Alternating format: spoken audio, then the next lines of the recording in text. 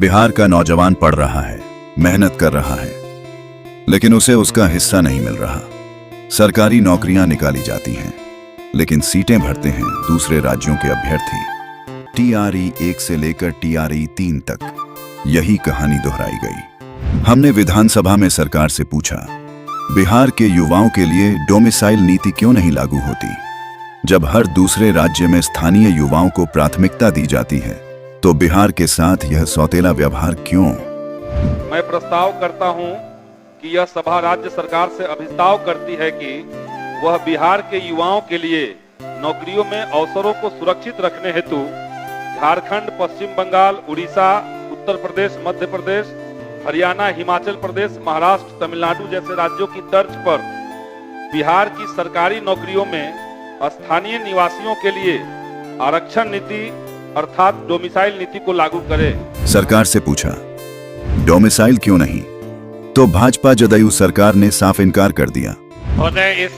इस तरह के नियम को दूसरे राज्यों के देख के लागू करने का तो विचार नहीं है, लेकिन और जब हमने सवाल उठाया तो युवाओं के सपनों को कुचलने का ही आदेश दे दिया गया।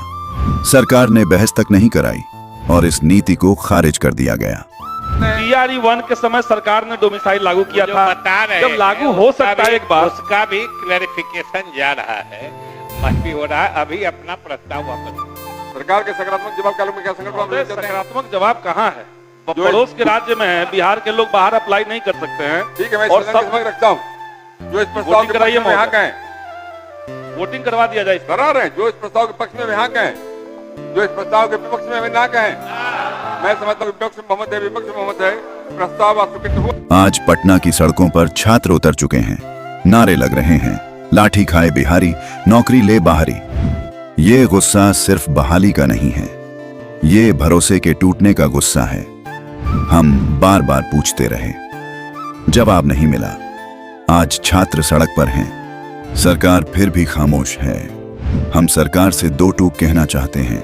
टीआरई 4 की परीक्षा में स्थानीय युवाओं का हक सुनिश्चित किया जाए, डोमिसाइल नीति को लागू किया जाए।